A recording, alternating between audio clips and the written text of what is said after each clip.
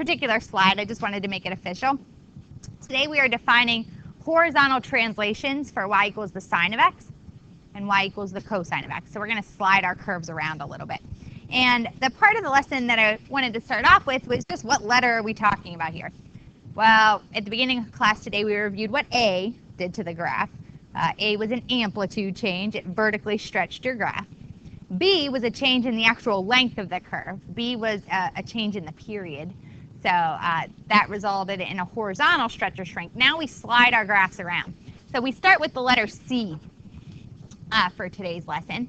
And you could see this C, come into play in a couple of different places. In the sine equation, it's still going to go y equals A. You could still have a B value. So you have your bx, and then this time you could take away a c value. Or you could write this equation for cosine as well. So like that. It does result in a horizontal slide to the right or to the left. And you folks just did an activity deciphering which one's which. It actually does change the endpoints of the curve also. You could look at this in a couple of different ways. I'm going to give you the new domain of the period of the curve in just a second. That'll help you fill in these blanks a little bit. But what we're talking about today is some sort of horizontal translation. And when I talk about a horizontal translation, a synonym for that is called a phase shift. And a phase shift occurs when you just basically horizontally slide a graph to the right or to the left. It is synonymous, like I said, a synonym for the term horizontal translation. So some books will say, what is the horizontal translation of this? Some books will say, what is the phase shift of this? Please understand that those are just the same thing. It does result in a change in the left and right endpoints for your graph. And you folks noticed this when we went over the activity at the beginning of class today. Notice for our parent function here in red, it just started at 0 and stopped at 2 pi. But when I went ahead and I moved the graph with x minus pi over 4, it moved the graph to the right pi over 4 units. That changed both endpoints, the first one and the last one. You can't just change one, you got to change both. So when we moved the graph to the right pi over 4 units, it took what was from 0 to 2 pi over to pi over 4 and ending at 9 pi over 4. So that's a little feedback there.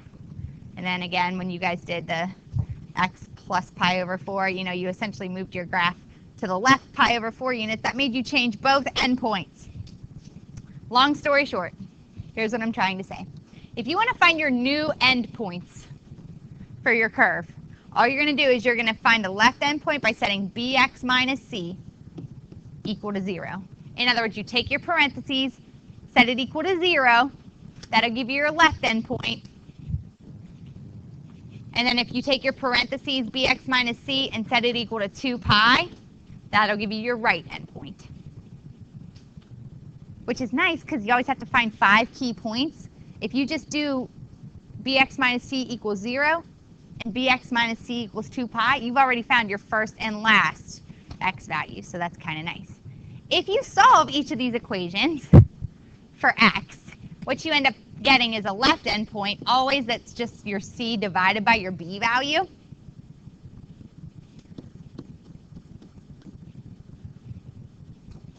And then this guy would just be, your 2 pi over your b value.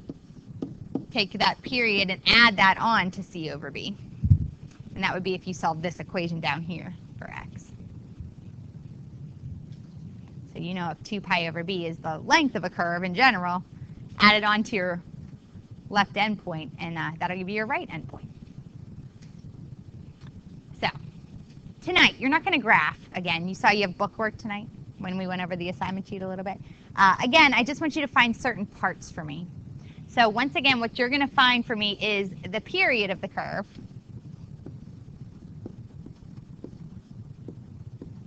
And you're going to find the left and the right endpoints. After you find those things, you're going to tell me the transformations. So you're going to list out the transformations.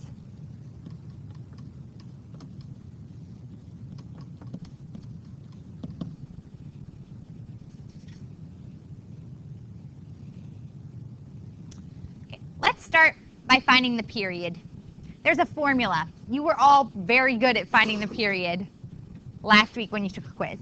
What's the formula to calculate period length? Richard? 2 pi divided by b. That's not different.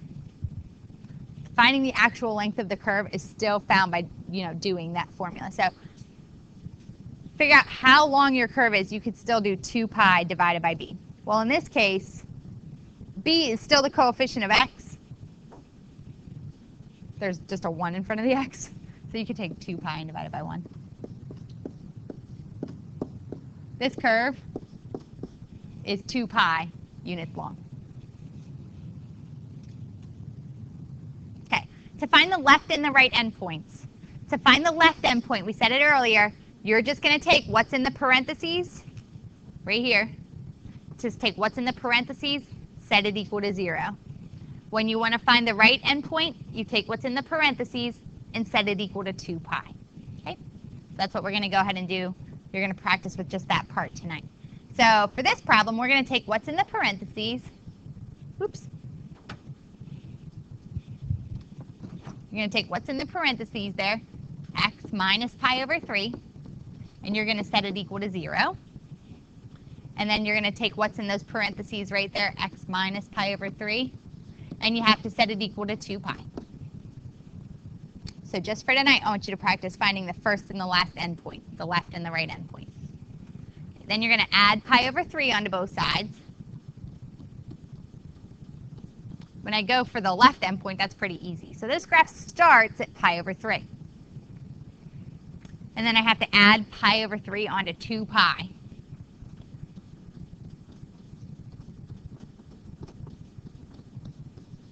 You might remember that this is like 6 pi over 3 if you were looking for a common denominator. So 6 pi over 3, add on another pi over 3. This graph stops at 7 pi over 3. So first endpoint, last endpoint. And then you need to list out the transformations that you see. So this is where you list out your A, what that does to the graph, your B, what that does to the graph, and then your C value, what that's going to go ahead and do to the graph. So let's go ahead and get started. There is an A value in this problem. Do you see it? I think I'm going to make this red so we can distinguish. Transformations for this graph. There is an A value in the problem. Do you see it?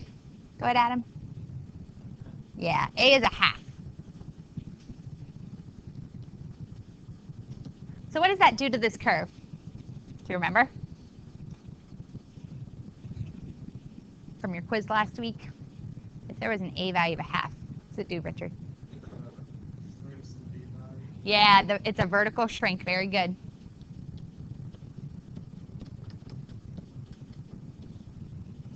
The B value in this problem, that's the coefficient of x.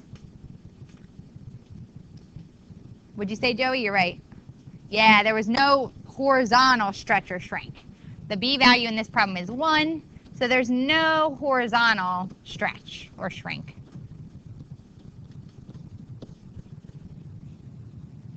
All right, and the last one, there was a C value.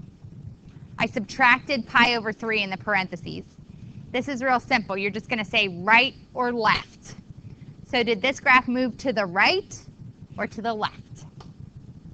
If it starts at pi over 3 and stops at 7 pi over 3, what happened? Yeah.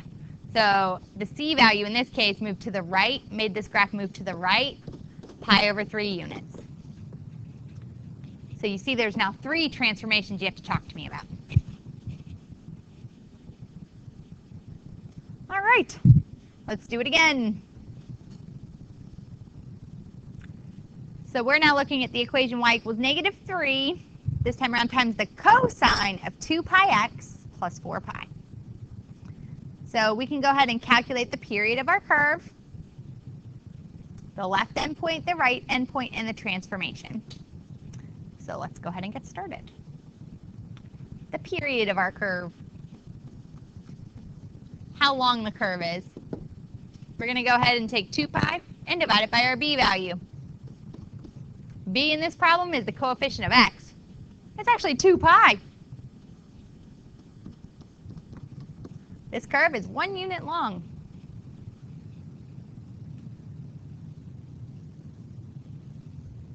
Next up, we find our left and our right endpoints. The difference between the two better be 1, or else I did something wrong. So we're going to go ahead and find our left and our right endpoint. Again, to find the left endpoint, you set what's in the parentheses equal to 0.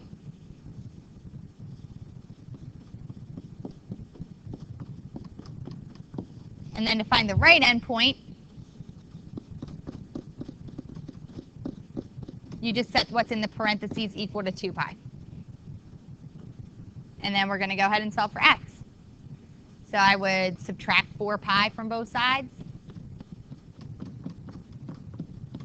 Divide both sides by 2 pi.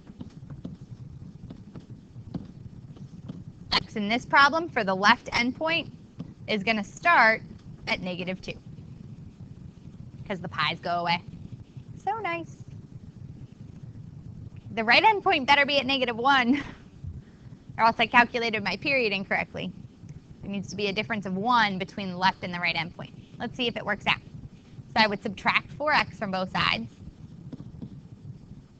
4 pi from both sides. That's a typo. So 2 pi x. Subtract 4 pi from both sides. Oh, we get -2 pi. Divide both sides by 2 pi. So we get x equals -1. How about it? The distance from -2 to -1 is 1, so it does match my period length up here. Kind of makes sense. The last thing we have to do is list out our transformations. So how this graph is different from just plain old y equals the cosine of x. So the last thing we're going to do is our transformations.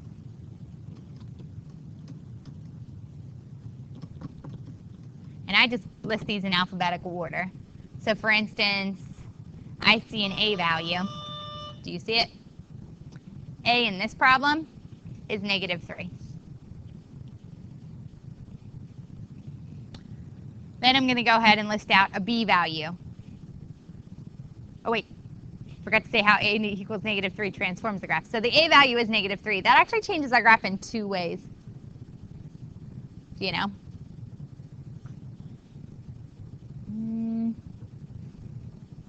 No?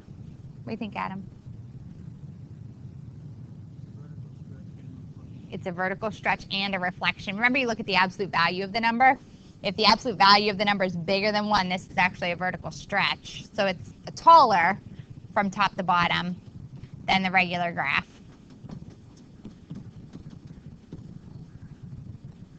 And it is a reflection because it is of the negative variety. This forces out a reflection over the x-axis. B in this problem is 2 pi.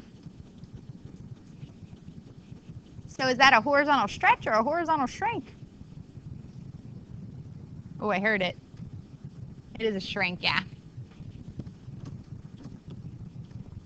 It takes the period from normally being 2 pi, which is 6.28 units. The period of this curve is 1. So it's like a 1/6. That is definitely a horizontal shrink. Last up, part C. Notice I added 4 pi to like the bx minus c. There's like that plus 4 pi hanging out in there. So you got to ask yourself, did this graph move to the right or to the left? What do you think? Yeah, it moved to the left. There's a plus sign in the parentheses, and look at where your first x value starts, negative.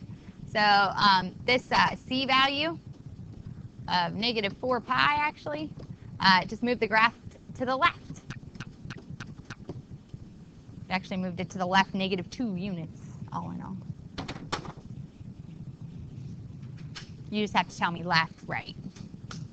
You're going to see that every time it's a plus sign, pretty much, it's going to move to the left, unless they go ahead and flip some other things around. And for the most part, if it's minus, it moves to the right. Okay, so this is how you're going to work on your assignment for tonight. You don't actually have to graph. However, I am going to show you one. From start to finish, you know, how do we go ahead and then graph or find the 5 key points for, say, one of these guys here. And to start off, I just wanted to list out our 5 key points for y equals the sine of x. Do you remember how those go? From back in the day? Troy, I haven't talked to you much today. How are you, buddy? Do you remember the first key point for sine? Where it starts? It does, good. Do you remember the next one?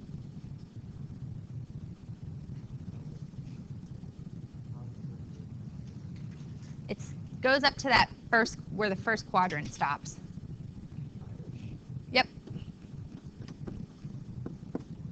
And then do you know? Yep.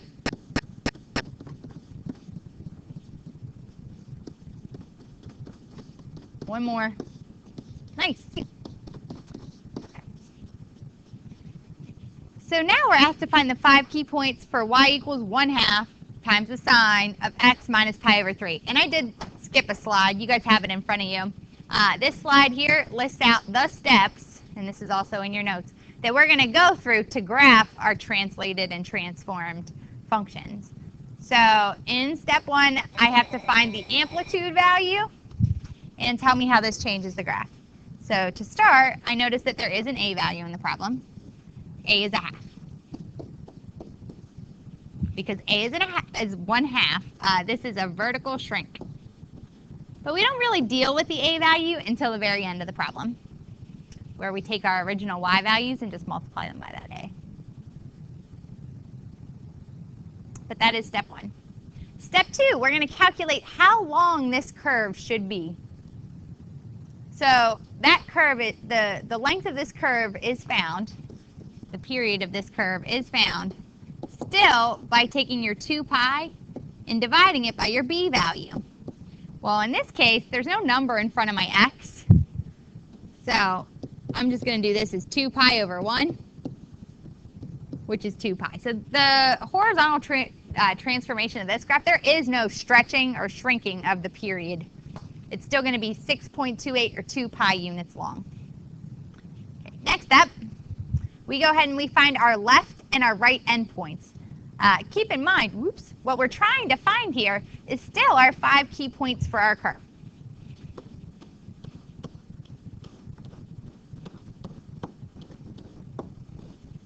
What I'm going to go ahead and do in this next step is find the left, the first x value, and the right endpoints of our graph. Remember, this is what we just did a few moments ago. You're going to set your parentheses equal to 0 and your parentheses equal to 2 pi. Did we do the same one? Yeah, 1/2 sine x minus pi over 3. We already found our left and our right endpoints, huh? So our left endpoint was found by taking x minus pi over 3, setting that equal to 0. So we did get an x value of pi over 3, and that was our left endpoint. And then again, just to review, to get our right endpoint, you just set x minus pi over 3 equal to 2 pi. And when we solve for that, we just got 7 pi over 3. So that's your first and your last key point. The next thing we're going to go ahead and do is, we know that important stuff happens every quarter period, right? So now I need to work on these x values in between. I'm going to go ahead and take some time. There's a couple of different ways you could calculate your quarter period. You could take your left and your right endpoint, subtract them, and divide by 4. Or you could take your period length, which you already found right here, and take 1/4 of it. So if I want to find my quarter period, you still take your period and divide it by 4 or multiply by 1/4. So this curve was 2 pi units long. I'm going to take 1/4 of it. Important stuff is still going to happen every pi over 2 units on this particular curve. Okay, next, this part requires a little bit more work than it did last week. Okay, what I need to do now is take this quarter period, which was pi over 2, And I know that I have to use that then to find my next key points. So I have to take pi over 3 and add on pi over 2. And then add on pi over 2 again. And then add on pi over 2 again. And then add on pi over 2 again. And just make sure I stop at 7 pi over 3. Sometimes this requires a little bit of scratch work. If you're not the best at adding fractions in your head, you know that you're going to literally do a little bit of scratch work. You're going to take pi over 3 and add on pi over 2 by getting a common denominator, which is 6. Multiply the top and bottom of the first fraction by 2. Top and bottom of the second fraction by 3. You end up with 2 pi over 6 plus 3 pi over 6. You get 5 pi over 6. What we do gain from this in just one go around, this worked out to be 5 pi over 6 here. 5 pi over 6.